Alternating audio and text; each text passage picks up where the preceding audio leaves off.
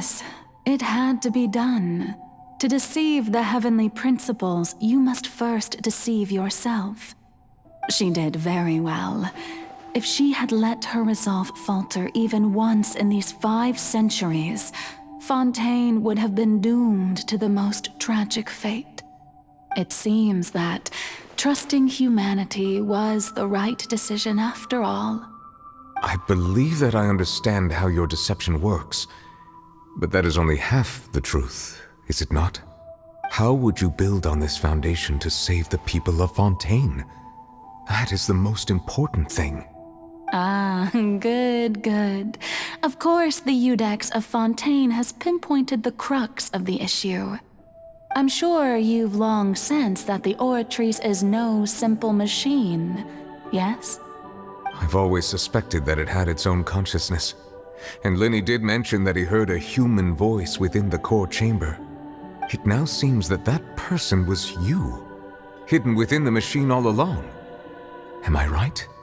And then I became one with the Oratrice, taking Fontaine's gnosis with me.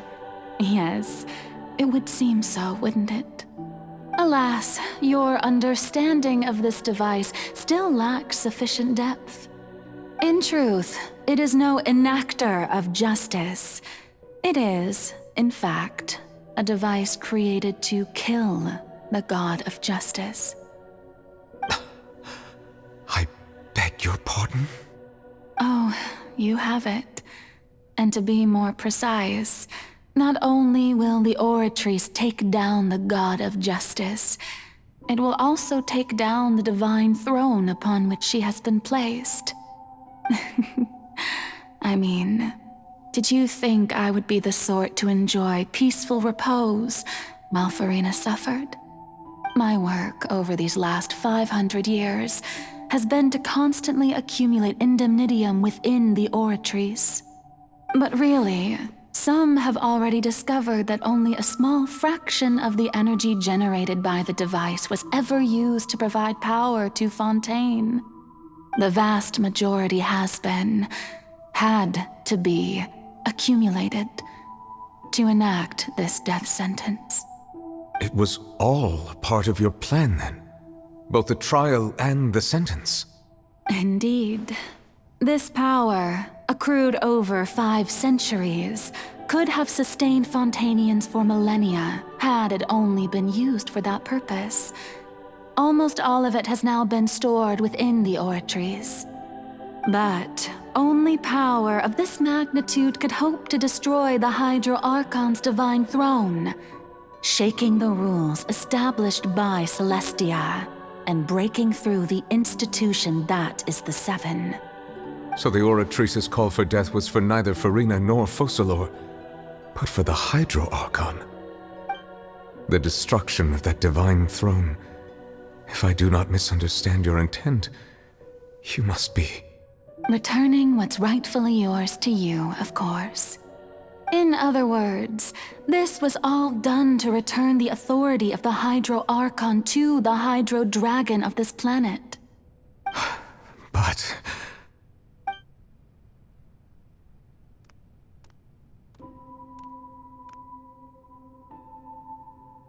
Oh, what? Getting sad again, are we?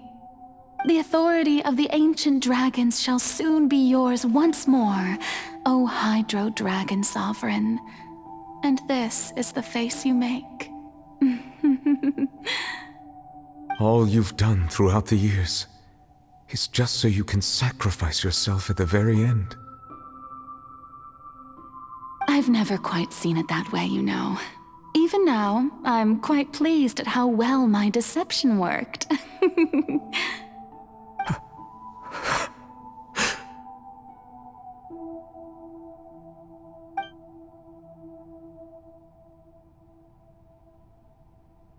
Hydro Dragon, don't cry.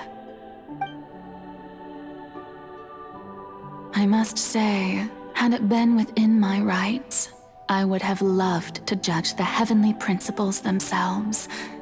Were they not guilty of essentially the same crime?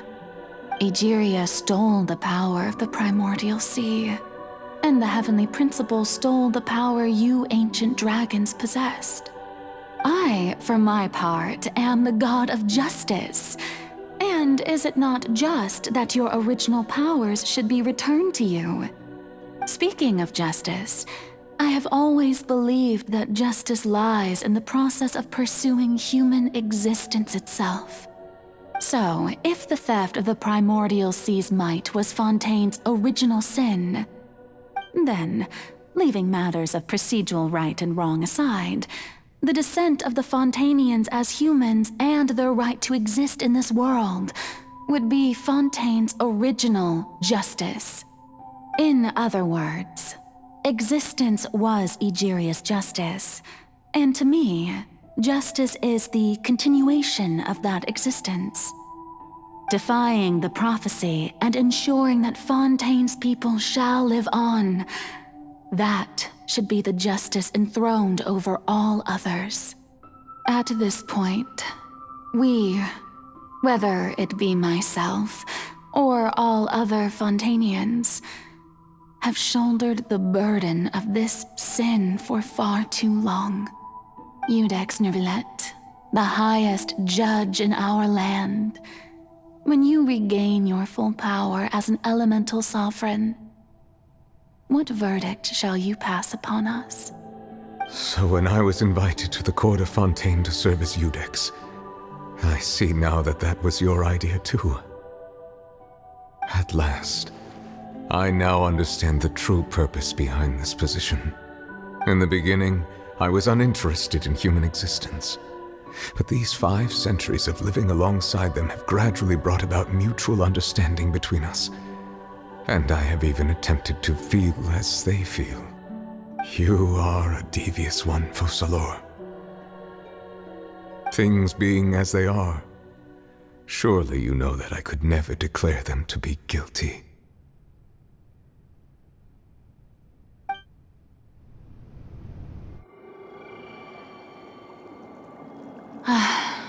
The hour of my execution is almost here. For the sinner, the curtain call has come. I know I may not sound it, but faced with death, I find myself a little afraid. Perhaps this is one thing both gods and humans have in common.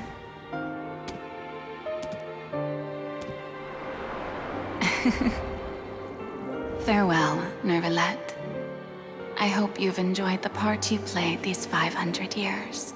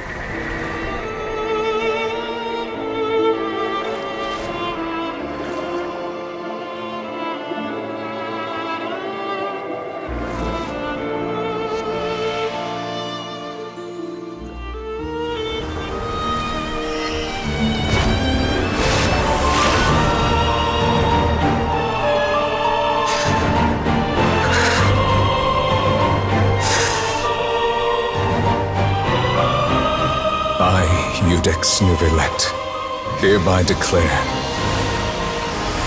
people of Fontaine, your sins are forgiven.